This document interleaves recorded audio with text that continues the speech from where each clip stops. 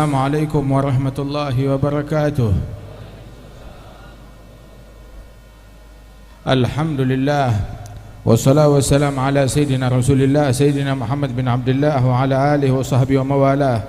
Kita bersyukur kepada Allah Ta'ala pada siang hari ini, di hari yang teramat mulia 12 Rabiul Awal, di hari Kamis, Yaum Ardul Amal 'ala Allah, hari di mana amalan kita disampaikan laporannya kepada Allah setiap hari Senin dan setiap hari Kamis. Dan 12 Rabiul Awal, hari yang paling afdal bagi umat Islam, hari lahirnya Nabi besar Muhammad sallallahu alaihi wasallam. Kita berkumpul di tempat ini, di rumah Al-Imam Al-Arif Billah Al-Habib Zain Al-Jufri. Mudah-mudahan Allah mengangkat derajat beliau dan Allah memberikan keberkahan insyaallah kepada segenap keluarga besar beliau, dan mengangkat derajat Al-Habib Abdurrahman bin Zain dan juga akhina Al-Habib Hasan wa ikhwanu, insyaallah diberikan kesehatan, afiah, dan semua para habaib kita yang hadir di tengah-tengah kita, dan para kiai, para masyayikh, para ulama, para hadirin dan hadirat. Tidak kita bangkit dari majelis ini melainkan kita makin dekat dengan Nabi Muhammad sallallahu alaihi wasallam, makin taat dengan Rasulullah yang difirmankan oleh Allah Ta'ala, wa in tuti'uh tahtadu, apabila kalian mentaati sang Nabi, kalian akan mencapai hidayat, kalian akan sukses, kalian akan berhasil, kalian akan berjaya, kalian akan menang manakala kalian mentaati sang Nabi sallallahu alaihi wasallam. Rasulullah yang dilahirkan di hari yang semacam ini, beliau dilahirkan di hari Senin 12 Rabiul Awal. Sebagaimana kita dengar, beliau Nabi Muhammad lahir dalam keadaan yatim. Ayahnya sudah meninggal dunia, enggak pernah melihat wajah ayahnya di masa hidup beliau. Beliau lahir, ayahnya meninggal dunia waktu Nabi Muhammad masih di dalam kandungan ibunya. Beliau Nabi Muhammad, ujian yang beliau lakukan, yang beliau hadapi banyak, musibah beliau banyak. Lahir dalam keadaan ayahnya meninggal dunia. Usia 6 tahun, baru 2 tahun tinggal bersama ibunya, tahu-tahu pergi ke Madinah, berziarah ke ayahnya dan ke keluarga ibunya. Perjalanan baru keluar dari Madinah pulang ke Mekah, ibunya sakit meninggal dunia sebagaimana kita dengar. Pergi bersama ibu, pulang tanpa ibu sallallahu alaihi wasallam. Musibah demi musibah beliau hadapi. Apakah karena beliau hina di mata Allah? Tidak, wallah. Beliau adalah makhluk yang paling mulia di sisi Allah Subhanahu wa taala. Namun asyaddun nas balaan al-anbiya thumma al-amthal fal-amthal. Orang yang paling dahsyat bala, musibahnya, ujiannya adalah para nabi-nabi, kemudian orang-orang yang mendekati derajat mereka, para wali-wali, para salihin. Sehingga dikatakan idza ahabballahu 'abdan ibtalah. Allah apabila cinta kepada hambanya, maka Allah menguji hamba tersebut. Ada sekelompok orang datang kepada Sayyidina Shibli, seorang arif billah, berkunjung kepada Sayyidina Shibli. Maka saat mereka berkunjung kepada Shibli, mereka mengklaim, ya Shibli, inna nuhibbuk, wahai Shibli, kami cinta kepadamu, engkau kekasih kami, engkau idola kami, engkau pemimpin kami, engkau orang yang kami cintai. Wah, Shibli bukan orang yang mudah terpancing dengan pujian orang lain sehingga menjadi ghurur, tertipu atau takabur. Ketika orang mengucapkan hal demikian, maka beliau ingin mendidik orang-orang tersebut. Apabila kalau berbicara itu jangan asal. Sehingga ketika bilang Shibli, inna nuhibbuk, kami cinta kepada engkau, engkau kekasih kami, kecintaan kami, idola kami. Maka Shibli diambil bebatuan kerikil, dilempari, itu orang kabur, lari. Terus Shibli berkata, kalau kalian cinta kepadaku, lima tahrubun min balai. Kalau kalian cinta kepadaku, kenapa kalian kabur dari ujianku, dari musibahku, dari bencanaku? Kata Sayyidina Shibli, wah kata. Nah karenanya itu, kita semua mengklaim kita cinta kepada Nabi Muhammad sallallahu alaihi wasallam. Tapi kenapa kita kabur dari sunnahnya Nabi Muhammad? Kita bukan dilemparin batu oleh Nabi Muhammad, kita bukan dipentung oleh Nabi Muhammad, kita bukan diusir oleh Nabi Muhammad. Kita disuruh menjalankan adabnya Nabi, menjalankan akhlaknya Nabi, menjalankan sunnahnya Nabi, menjalankan syariatnya Nabi, syariat yang dibawakan oleh Nabi Muhammad dengan darah beliau. Beliau mengucurkan darah untuk meletakkan syariat ini di atas nampan, disodorkan kepada kita. Beliau mengucurkan darah, keningnya pecah, pipinya tertembus panah, giginya patah, beliau diganggu, beliau dicekik, beliau ditaruh kotoran tatkala bersujud, ditaruh duri di jalanannya. Demi siapa? Demi kamu, demi engkau bisa menikmati syariat ini. Jangan syariat yang sudah ditaruh di hadapan kita terus kita buang begitu saja. Kita nggak diperintahkan dengan hal yang sulit, disuruh kaum wanita kita tutup aurat yang benar, disuruh jaga batasan antara yang laki dengan yang perempuan, disuruh jaga mata kita, diperintahkan jangan ada bahaya, jangan ada kotoran di dalam rumah kita. Itu yang diajarkan oleh Rasul sallallahu alaihi wasallam. Rasul sallallahu alaihi wasallam yang kita berharap bukan cuma untuk mimpi kepada beliau ingin melihat wajah Nabi Muhammad. Yang dikatakan oleh Imam Al-Busiri, beliau bilang bahwasanya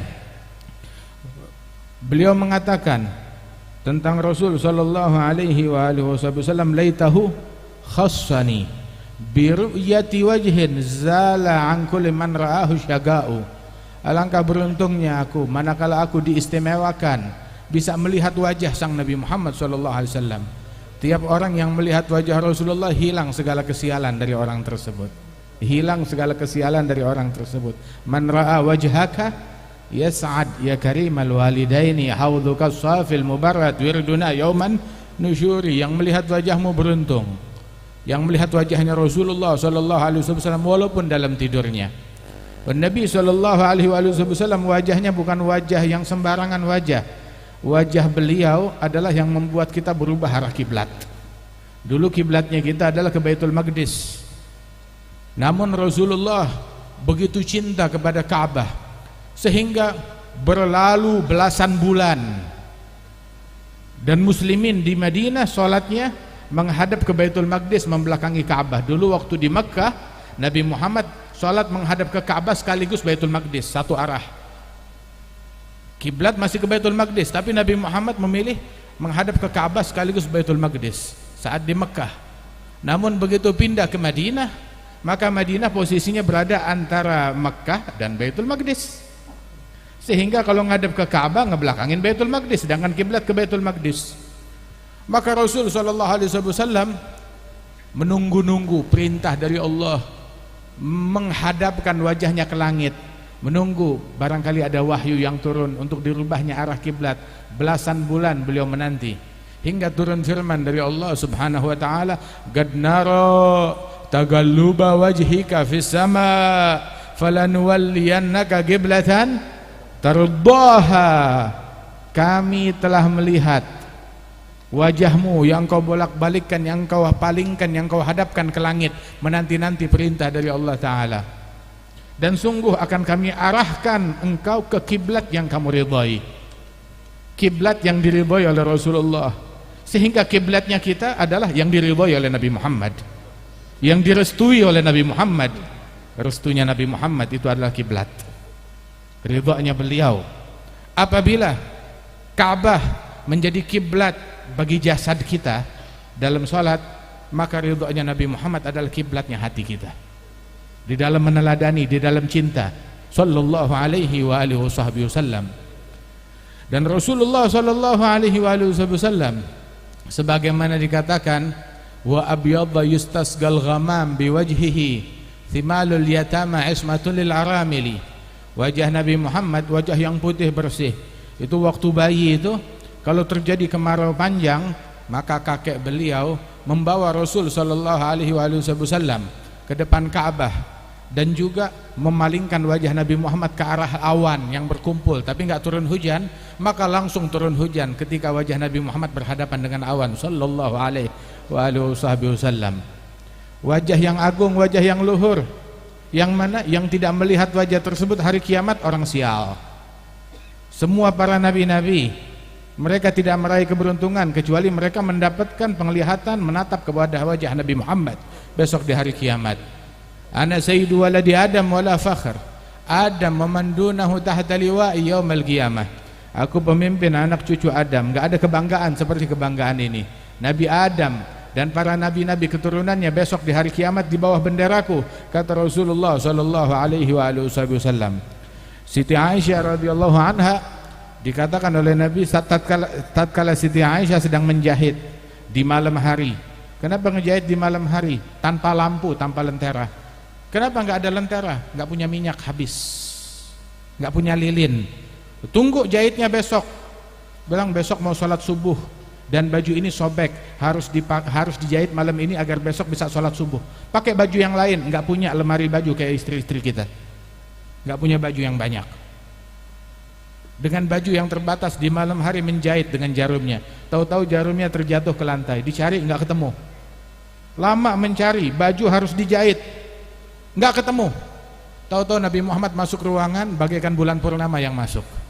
Kelihatan posisi jarum diambil oleh Siti Aisyah dan melanjutkan menjahit sambil tersenyum menatapi wajah Nabi Muhammad. Bilang, ya Aisyah, kenapa kamu tertawa? Kenapa kamu tersenyum menatapi aku?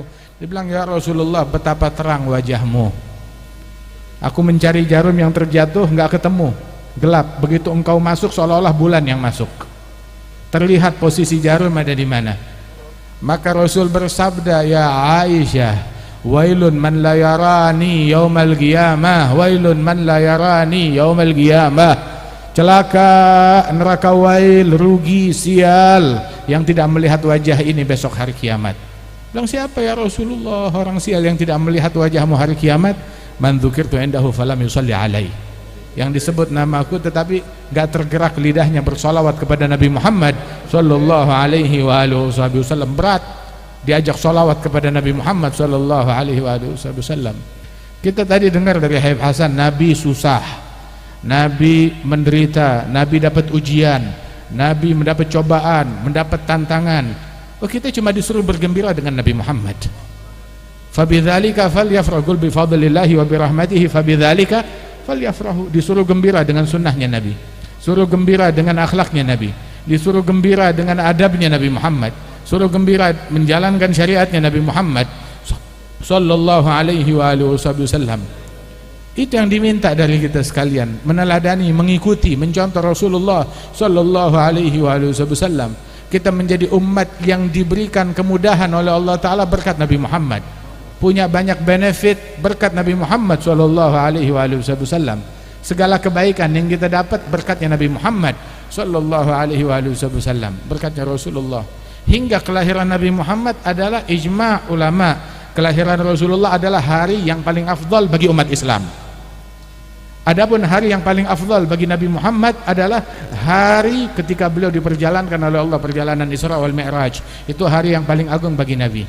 Tapi bagi kita umat Islam, hari yang paling agung bagi kita hari lahirnya Nabi Muhammad sallallahu alaihi wasallam. Dan juga sepakat ulama ahlu sunnah wal jamaah, tempat yang paling agung di alam semesta adalah tempat tanah yang menghimpit jasadnya Rasulullah. Lebih afdal dari surga, lebih afdal dari arsy, lebih afdal dari kursi, lebih afdal dari mana tempat pun di alam semesta adalah tanah yang menghimpit jasadnya Nabi Muhammad. Sebab setiap manusia di dalam tubuhnya itu ada unsur tanah. Tanah, unsur tanah yang ada dalam jasad manusia, kita diciptakan dari tanah. Dan setiap manusia itu ada unsur tanah. Tapi dari mana unsur tanah tersebut datangnya? Itu ulama mengatakan, sebagaimana diriwayatkan, unsur tanah itu bersumber dari tanah tempat kita dimakamkan kelak. Jadi unsur tanah yang ada dalam diri kita adalah sumber tanahnya itu dari tempat kita dimakamkan kelak. Dan unsur tanah yang ada dalam diri Nabi Muhammad, sumbernya dari mana? Dari tempat makamnya Rasulullah sallallahu alaihi wasallam. Dan di situ kita tahu bahwa Rasulullah, Sayyidina Abu Bakar, Sayyidina Umar dari unsur tanah yang berdekatan satu sama lain dan dimakamkan mereka bersamaan di tempat tersebut. Apabila tempat yang paling afdal menurut ijma' para ulama, tempat paling afdal di alam semesta adalah tempat yang menghimpit jasadnya Nabi Muhammad, maka bagaimana halnya dengan rahim yang menampung jasadnya Rasulullah, rahimnya Siti Aminah yang menampung manusia yang paling mulia di alam semesta, Nabi besar Muhammad sallallahu alaihi wasallam. Kalau ada orang bilang, oh ibunya Nabi di neraka, ya, ibunya dia kali di neraka. Ibunya tuh orang kali di neraka. Tapi ibunya Nabi Muhammad sallallahu alaihi wasallam lah, tidak di neraka. Dan sesungguhnya Rasulullah sallallahu alaihi wasallam diciptakan oleh Allah Ta'ala, dibentuk jasadnya oleh Allah Ta'ala di dalam rahim yang mulia tersebut, rahimnya Siti Aminah binti Wahab. Subhanallah. Wa Rasul sallallahu alaihi wasallam sebagai orang yang paling agung, yang paling mulia, yang paling tampan, dan orang yang paling indah fisiknya dan paling indah akhlaknya. Manusia itu punya dua fisik, punya dua penampilan. Penampilan zahir, penampilan lahiriah. Wajah, tangan, kaki, bentuk tubuh, warna kulit, itu penampilan zahir lahiriah. Ada lagi penampilan yang kedua adalah penampilan batiniyah. Akhlaknya dia, perangainya dia, syukurnya dia, sabarnya dia, ridhanya dia.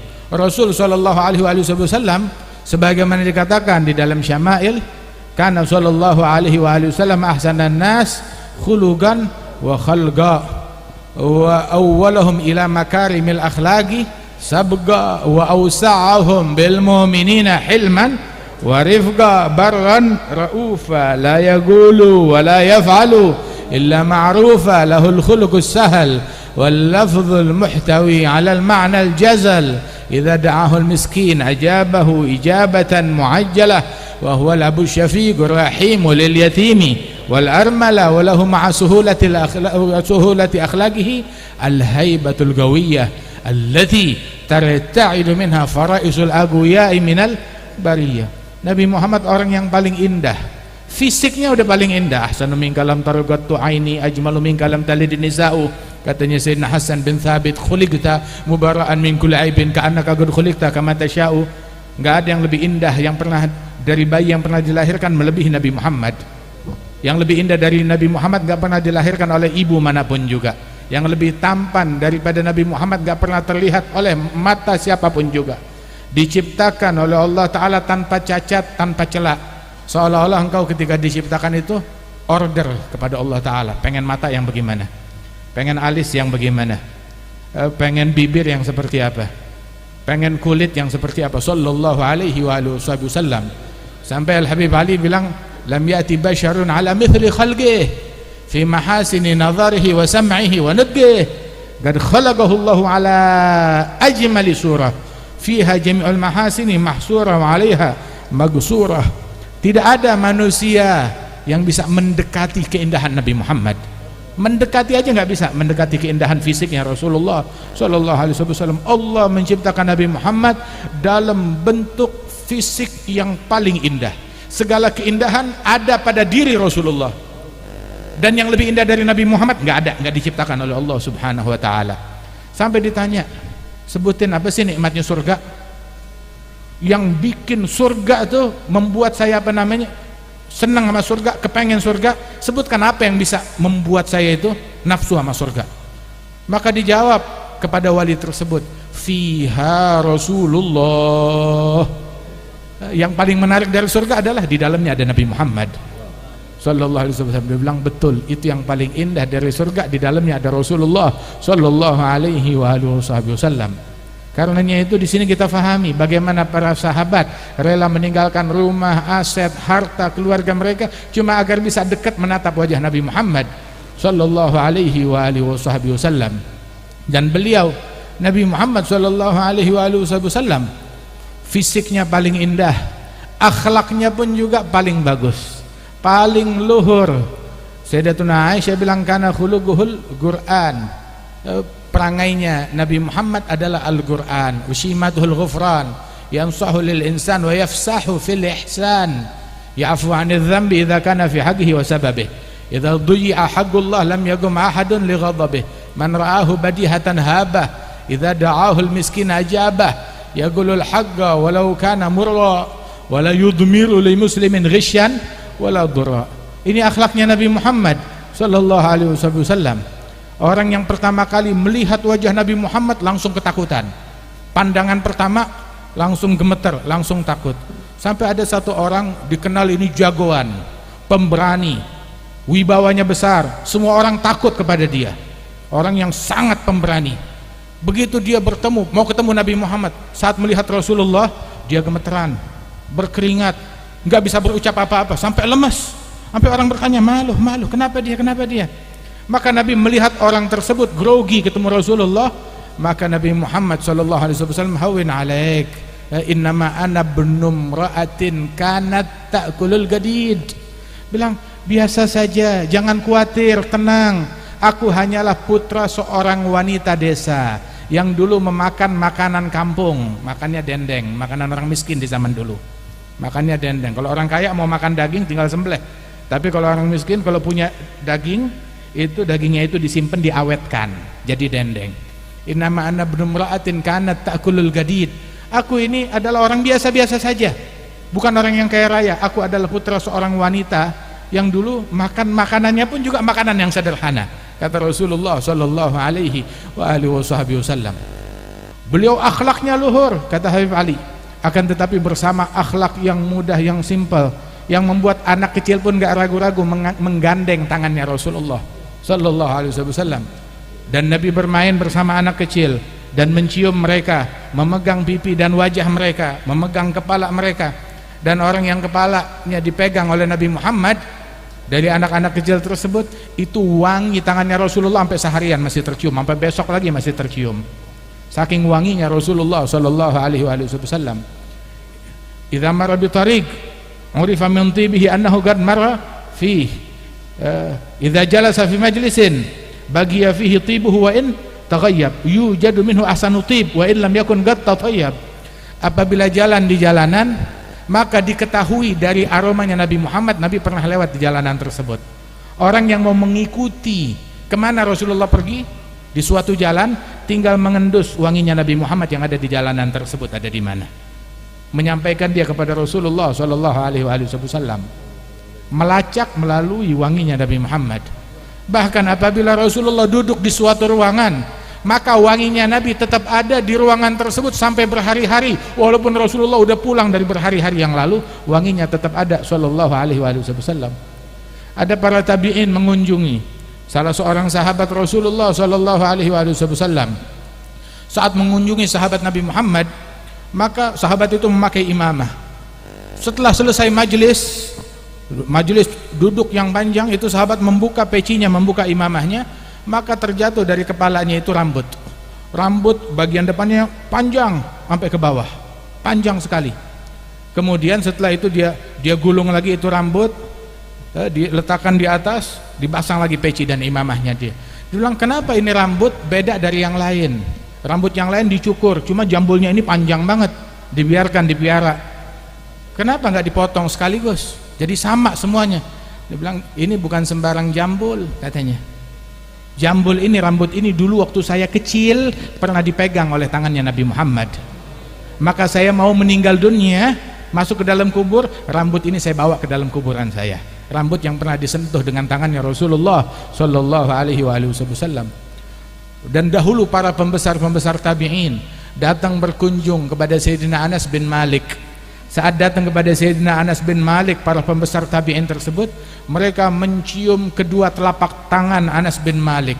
Mereka bilang, ya dan masata Rasulullah sallallahu alaihi wasallam. Kedua tangan ini adalah tangan yang menyentuh tubuhnya Nabi Muhammad, menyentuh tangannya Nabi Muhammad, diciumin tangannya Anas bin Malik. Kenapa? Tangan yang pernah menyentuh Rasulullah. Kemudian diciumin matanya Anas bin Malik. Dia bilang, ainan ra'ata Rasulullah sallallahu alaihi wasallam. Ini adalah kedua mata yang pernah melihat wajah Nabi Muhammad sallallahu alaihi wasallam. Diciumi matanya Anas bin Malik oleh mereka. Wah, kata, untung zaman dulu nggak ada orang yang mulutnya usir, dibilang nggak boleh begitu, itu bid'ah, itu syirik. Wah, mereka sahabat Sayyidina Anas belajar sunnah dari Nabi Muhammad, belajar tauhid dari Nabi Muhammad. Belajar tauhidnya bukan dari medsos, bukan dari ustadz yang nggak jelas dari mana ustadznya itu. Mereka belajar tauhidnya dari Nabi Muhammad sallallahu alaihi wasallam. Yang dulu waktu Nabi Muhammad cukur rambut, ustadz, kalau Rasulullah cukur rambut, maka rambutnya Nabi Muhammad diperebutkan oleh para sahabat-sahabat. Semua memperebutkan rambutnya Rasulullah sallallahu alaihi wasallam. Itu disimpan tuh satu genggam rambut oleh Abu Talha, dan rambut itu diberikan. Datang Sayyidina Khalid ibn al-Walid meminta bagian daripada rambut tersebut. Dibilang, saya minta rambut yang bagian depan, bagian jambulnya Rasulullah. Masya Allah, yang fil jabhah, yang bagian depannya Rasul sallallahu alaihi wasallam, di ubun-ubunnya bagian depannya Nabi Muhammad, diberikan daripada rambut tersebut. Ditanya apa hikmahnya minta bagian depan? Sebab beliau adalah panglima perang yang memimpin di depan. Dan itu rambut dibawa di dalam peci dan imamahnya Sayyidina Khalid bin Walid. Dan setiap peperangan di mana beliau ada di situ dengan rambut itu, beliau meraih kemenangan dari Allah Jalla Jalaluhu Ta'ala Ta'zamatuh. Subhanallah, para sahabat ngambil daripada rambutnya Rasulullah sallallahu alaihi wasallam, mengambil daripada keringatnya Nabi Muhammad sallallahu alaihi wasallam. Fil Bukhari, kadu yagtatiluna ala wudu'ih. Para sahabat itu, mereka itu berebutan. Apa yang mereka perebutkan? Sisa air wudunya Nabi Muhammad. Apa sisa air wudu? Jadi ketika Nabi ambil air wudu, itu airnya di bawah ditampung. Saat Nabi Muhammad pergi, maka para sahabat mengambil daripada sisa air wudunya bekas yang dipakai oleh Nabi Muhammad, yang sudah dipakai. Mereka ambil, diusap ke wajah mereka, diusap ke dada mereka. Rawi mengatakan bahwasanya yang tidak kebagian daripada air tersebut, maka dia mengusap dari basahan yang menempel di tangan temannya. Ada basahan itu nempel di tangan temannya, diambil, diusap ke dadanya. Ngambil berkah dari Rasulullah sallallahu alaihi wasallam. Manusia yang penuh berkah, yang membawa keberkahan. Nabi Muhammad ucapannya berkah, ilmunya berkah, jasadnya berkah, rambutnya berkah, akhlaknya berkah, sunnahnya juga berkah, syariatnya juga berkah. Kita mau berkah, ambil syariatnya Rasulullah sallallahu alaihi wasallam. Kita pengen melihat wajah Nabi Muhammad walaupun dalam mimpi. Ada satu orang tiap hari mimpi Rasulullah, sekali 3 hari berturut-turut atau hampir seminggu nggak mimpi Nabi Muhammad. Maka ditanya kenapa? Setelah seminggu kemudian dia baru mimpi Rasul sallallahu alaihi wasallam. Dia tanya, ya Rasulullah, ihtajabta anni ayyam, engkau menutup diri dariku selama berhari-hari, aku tidak melihat engkau. Apa sebab? Apa kekuranganku? Biar aku introspeksi. Dibilang, iya, sebab kamu di suatu hari kamu pakai baju bukan tangan kanan duluan, tapi tangan kiri duluan. Satu adab dia telantarkan, maka terhijab dari Rasulullah sallallahu alaihi wasallam. Terus kita pengen ngelihat Nabi Muhammad, kita penuhi mata kita dengan yang haram, kita penuhi mata kita dengan hal yang dimurkai oleh Allah Ta'ala. Coba cek tontonan yang ada di rumah kita. Apa yang kita sajikan untuk keluarga kita, apa yang mereka tonton, apa yang mereka lihat. Jangan sampai yang mereka lihat membuat Rasulullah murka. Jangan sampai di rumah kita ada hal-hal yang membuat Rasulullah murka sallallahu alaihi wasallam. Keadaan kaum wanita kita, Nabi bilang di dalam hadis, la yadkhulul jannah ad-dayuth, enggak bakalan masuk ke dalam surga ad-dayuth. Siapa itu ad-dayuth? Alladzi la yubali man yadkhul ala ahli baitih, yang enggak peduli siapa yang masuk ketemu sama orang perempuannya, mau muhrim mau bukan muhrim, masa bodoh. Bukan muhrim, ketemu sama orang perempuan, silahkan. Nabi SAW mengajarkan kita batasan. Bahkan tuh buat anak kecil aja Nabi ngajarin, muru auladakum lis-shalah li 7 sinin. Perintahkan anak kalian sholat 5 waktu saat mereka usia 7 tahun. Ya qul Syekhana Al-Habib Umar, itu kalau diperintahkan sholat usia 7 tahun, artinya sebelum 7 tahun mereka udah belajar caranya sholat, sehingga saat diperintahkan mereka udah tahu caranya sholat seperti apa. Wadribuhum 'alaiha fi 'ashr, dan pukul mereka atas sholat tersebut kalau mereka tinggalkan saat usia mereka 10 tahun. Wa fariguhum fil madaji', dan pisahkan ranjang mereka antara yang laki dan yang perempuan. Yang laki dan perempuan, adik kakak, saudara, usianya masih 10 tahun. Bilang iya, dari kecil mereka tahu sudah ada batasan antara laki dan perempuan, walaupun muhrim, walaupun adik kakak, apalagi dengan yang bukan muhrim. Dan beginilah anak kecil dahulu dibina dan diajar dan dididik. Nah karena itu didik keluarga kita. Kita nggak tahu, kita hadir maulid, kita hadir pengajian, terus apa yang mereka tonton, apa yang mereka saksikan, mereka jalan bersama siapa, di handphone mereka berhubungan dengan siapa. Kalau dulu orang mau tinggal di rumahnya nggak keluar dari rumah demi keselamatan agamanya, sekarang walaupun sembunyi di rumah belum tentu selamat. Iblis masuk ke dalam rumah kita, waliyadzubillah. Mudah-mudahan Allah Ta'ala menyelamatkan keluarga kita. Kita mau keluar dari majelis ini, Allah Ta'ala layakkan mata kita untuk memandang wajah Nabi Muhammad. Allah Ta'ala layakkan telinga kita untuk mendengar Nabi Muhammad. Allah Ta'ala layakkan tangan kita untuk menyentuh dan menyalami tangan Nabi Muhammad. Allah Ta'ala sucikan hati kita hingga di dalam hati kita dimuliakan dengan kecintaan kepada Nabi Muhammad sallallahu alaihi wasallam, dan dianugerahkan kita tempat di dalam hatinya Rasulullah sallallahu alaihi wasallam. Insyaallah majelis ini dijadikan majelis yang penuh keberkahan, yang punya hajat dikabulkan hajatnya oleh Allah dan diampunkan dosa-dosa kita oleh Allah Ta'ala, dan Allah Ta'ala mengangkat derajat para mutaqaddimin, para syiban, para ulama, para masyayikh, para habaib yang dahulu hadir tempat kita dan tahun ini mereka telah wafat meninggal dunia. Allah Ta'ala angkat derajat mereka dan dijadikan pahala majelis ini diberikan kepada mereka pula, dan juga Allah mengangkat derajat Al-Habib Zain, Al-Habib Abdurrahman bin Zain, dan juga segenap keluarga besar mereka dan kita semuanya, dan dijadikan perkumpulan kita perkumpulan yang membuahkan ridha dari Allah dan ridha dari Rasulullah sallallahu alaihi wasallam. Wa khina Al-Habib Hasan insyaallah diberikan kesehatan, afiah, dan juga para ulama, para masyayikh kita, dan dijadikan kita sebagai orang-orang yang mencinta dan dicinta oleh Nabi Muhammad. Ya Rabbi wajma'na wa ahbaban lana fi darikal firdaus atyaba mawdhi'i birahmatika ya arhamar rahimin. Ij'al jam'ana hadza jam'an marhuma tafarruqna min ba'dihi tafarruqan ma'suma wa la taj'al fina wa la minna wa la ma'ana syaqiyan wa la mahruma.